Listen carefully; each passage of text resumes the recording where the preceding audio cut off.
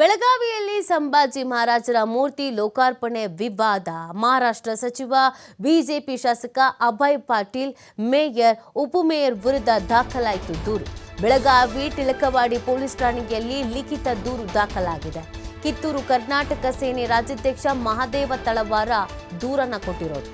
ಪಾಲಿಕೆ 45 ಲಕ್ಷ ರೂಪಾಯಿ ಅನುದಾನ ನಿರ್ಮಾಣ ಮಾಡಲಾಗಿದೆ. ಆದರೂ ಅನಧಿಕೃತವಾಗಿ ಅಭಯ ಪಾಟೀಲ್ ಮೂರ್ತಿ ಲೋಕಾರ್ಪಣೆಯನ್ನ ಮಾಡಿದ್ದಾರೆ. ಜಿಲ್ಲಾಡಳಿತ ಅನುಮತಿ ನಿರಾಕರಿಸಿದ್ರು ಅಕ್ರಮವಾಗಿ ಕಾರ್ಯಕ್ರಮವನ್ನ ಮಾಡಿದ್ದಾರೆ. ಇದೇ ವೇಳೆ ಮಹಾರಾಷ್ಟ್ರ ಸಚಿವ ಶಿವೇಂದ್ರರಾಜೇ ಭೋಸಲೆ ಮಹಾರಾಷ್ಟ್ರ ಪರ ಘೋಷಣೆ ಕೂಗಿದ್ದಾರೆ. ಆಗ ಬಿಜೆಪಿ ಶಾಸಕ ಮೇಯರ್ ಉಪಮೇಯರ್ ಚಪ್ಪಾಳೆ ತಟ್ಟುತ್ತಾರೆ ಅಂತ ದೂರನ್ನ ಕೊಡಲಾಗಿದೆ. ಕ್ರಮ ಜರುಗಿಸುವುದಾಗಿ ಭರವಸೆಯನ್ನು ನೀಡಿದ್ದಾರೆ ಟಿಳಕವಾಡಿ ಪೊಲೀಸರು. ಈ ವಿಚಾರ ಆಲ್ರೆಡಿ ಸಿಕ್ಕಾಪಟ್ಟೆ ವಿವಾದಕ್ಕೆ ಕಾರಣವಾಗಿತ್ತು. ಇದು ಕ್ರೆಡಿಟ್ ವಾರ್ಗೂ ಕೂಡ ಕಾರಣವಾಗಿತ್ತು. ಇದೀಗ ದೂರನ್ನ ನೀಡಲಾಗಿದೆ. ಕ್ರಮ ಜರುಗಿಸಲೇಬೇಕು ಅಂತ ಕೇಳ್ಕೊಳ್ಳಲಾಗಿದೆ. ಲಿಖಿತ ರೂಪದ ದೂರನ್ನ ನೀಡಲಾಗಿದೆ. ಅದಕ್ಕೆ ಪೊಲೀಸರು ಕೂಡ ಭರವಸೆಯನ್ನ ಕೊಟ್ಟಿದ್ದಾರೆ, ಕ್ರಮ ಕೈಗೊಳ್ತೀವಿ ಅಂತ. ಯಾಕಂದ್ರೆ ಇದು ಪಾಲಿಕೆಯ ವತಿಯಿಂದ ಆಗಿದ್ರೂ ಕೂಡ ಸರ್ಕಾರದ ಹಣ ಕೂಡ ವ್ಯಯ ಆಗಿದೆ. ಹೀಗಿರ್ಬೇಕಾದ್ರೆ ಅನಧಿಕೃತವಾಗಿ ಲೋಕಾರ್ಪಣೆ ಮಾಡಿದ ಎಷ್ಟು ಮಟ್ಟಿಗೆ ಸರಿ ಅನ್ನೋದು ಒಂದು ಪ್ರಶ್ನೆ.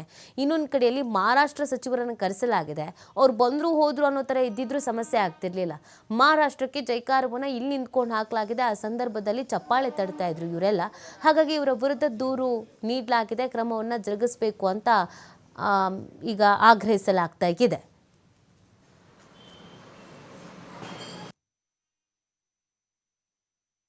ಧರ್ಮವೀರ ಸಂಭಾಜಿ ಮಹಾರಾಜರ ಒಂದು ಮೂರ್ತಿ ಪ್ರತಿಷ್ಠಾಪನೆ ವಿಚಾರವಾಗಿ ಬೆಳಗಾವಿಯಲ್ಲಿ ಒಂದು ದೊಡ್ಡ ವಿವಾದನ ಸೃಷ್ಟಿ ಮಾಡಿ ಬೆಳಗಾವಿಯ ಶಾಂತಿಗೆ ಒಂದು ಧಕ್ಕೆ ತರುವಂಥ ಕೆಲಸ ಮಾಡತಕ್ಕಂಥ ಅಭಯ್ ಪಾಟೀಲು ಮೇಯರು ಮತ್ತು ಅವರ ಬೆಂಬಲಿಗರಿಗೆ ಕಾನೂನು ಕ್ರಮ ಜರುಗಿಸ್ಬೇಕಂತೇಳಿ ನಾವು ಟಿಳಕವಾಡಿ ಪೊಲೀಸ್ ಠಾಣೆಗೆ ಒಂದು ಪ್ರಕರಣವನ್ನು ದಾಖಲಿಸಿದ್ದೀವಿ.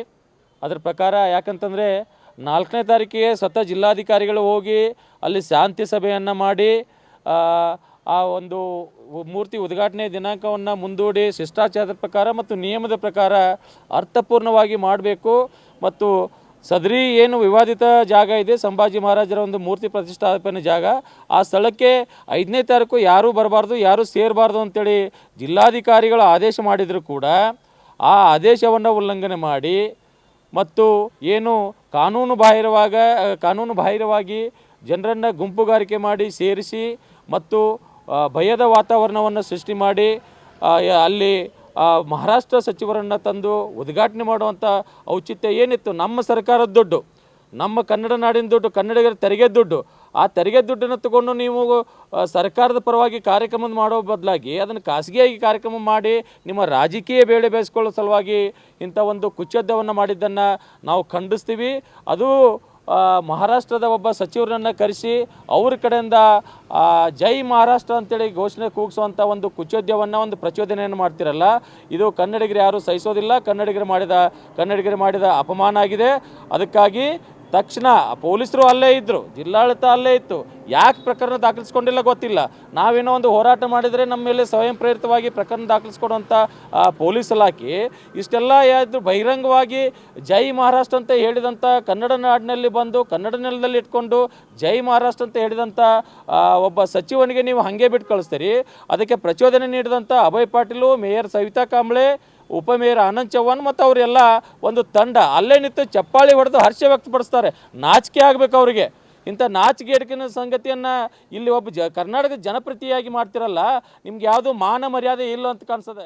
ಈ ಬಗ್ಗೆ ಮತ್ತಷ್ಟು ಮಾಹಿತಿಯನ್ನು ನೀಡ್ತಾರೆ ನಮ್ಮ ಪ್ರತಿನಿಧಿ ಶ್ರೀಧರ್. ಇದೊಂದು ಕ್ರೆಡಿಟ್ ವಾರು ಆಗ್ತಾ ಇತ್ತು, ಆರೋಪ ಪ್ರತ್ಯಾರೋಪಕ್ಕೂ ಕಾರಣವಾಗ್ತಾ ಇತ್ತು. ಇದೆಲ್ಲದರ ನಡುವೆ ಉದ್ಘಾಟನೆಯನ್ನು ಭಾರಿ ಢಾಮ್ ಢೂಮ್ ಅಂತ ಮಾಡಿದ್ರು.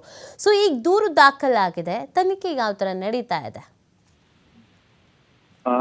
ನೀತಿ ಏನು ಬೆಳಗಾವಿಯ ದಕ್ಷಿಣ ಮತಕ್ಷೇತ್ರದ ಅನುಗೋಳದಲ್ಲಿ ಧರ್ಮವೀರ ಸಂಭಾಜಿ ಮಹಾರಾಜ ಮೂರ್ತಿ ಲೋಕಾರ್ಪಣೆ ವಿವಾದ ಏನಿದೆ, ಆ ವಿವಾದ ಮತ್ತೆ ಮುಂದುವರೆದಿದೆ ಅಂತ ಹೇಳ್ಬೋದು.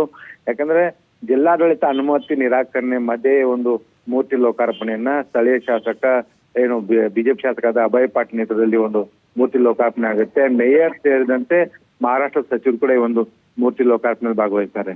ಈ ಒಂದು ಏನು ಮೂರ್ತಿ ಲೋಕಾರ್ಪಣೆ ಪ್ರಕರಣ ಇದೆ, ಇದು ಒಂದು ಕಾನೂನು ಸುವ್ಯವಸ್ಥೆಗೆ ಧಕ್ಕೆ ತರುವಂತ ಕೆಲಸ. ಜೊತೆಗೆ ಗಡಿ ವಿವಾದ ಇರ್ತಕ್ಕಂಥ ಹಿನ್ನೆಲೆಯಲ್ಲಿ ಮಹಾರಾಷ್ಟ್ರದ ನಾಯಕರನ್ನ ಕರೆಸಿ ಈ ಒಂದು ಕಾರ್ಯಕ್ರಮ ಮಾಡಲಾಗಿದೆ. ಜೊತೆಗೆ ಇಲ್ಲಿ ಏನು ಜೈ ಮಹಾರಾಷ್ಟ್ರ ಅನ್ನುವಂಥ ಘೋಷಣೆಯನ್ನು ಕೂಗಿರ್ತಕ್ಕಂಥದ್ದು, ಇದು ಏನು ಕನ್ನಡ ನೆಲದಲ್ಲಿ ಈ ರೀತಿಯ ನಾಡದ್ರೋಹಿ ಘೋಷಣೆ ಕೂಗಿರ್ತಕ್ಕಂಥದ್ದು. ಹಾಗಾಗಿ ಏನು ಸ್ಥಳೀಯ ಶಾಸಕರಾದ ಬಿಜೆಪಿ ಶಾಸಕರಾದ ಅಭಯ್ ಪಾಟೀಲ್, ಮೇಯರ್ ಸವಿತಾ ಕಾಂಬ್ಳೆ ಸೇರಿದಂತೆ ಉಪ ಮೇಯರ್ ಆನಂದ್ ಚವಾಣ್ 3 ಜನ ಸೇರಿದಂತೆ ಮಹಾರಾಷ್ಟ್ರ ಸಚಿವರ ವಿರುದ್ಧ ಕೇಸನ್ನ ದಾಖಲಿಸಬೇಕು, FIR ಅನ್ನು ದಾಖಲಿಸಬೇಕು ಅಂತ ಹೇಳಿ ಒಂದು ಒತ್ತಾಯಿಸಿ ಏನು ಒಂದು ಬೆಳಗಾವಿ ಟಿಳಕವಾಡಿ ಪೊಲೀಸ್ ಠಾಣೆಯಲ್ಲಿ ಒಂದು ದೂರನ್ನ ಕೊಡಲಾಗಿದೆ. ಈಗ ಪೊಲೀಸರು ಕೂಡ ದೂರನ್ನ ಸ್ವೀಕಾರ ಮಾಡಿದ್ದಾರೆ, ಆದ್ರೆ ಯಾವುದೇ ರೀತಿಯ FIR ಅನ್ನು ದಾಖಲಿಸಿಲ್ಲ.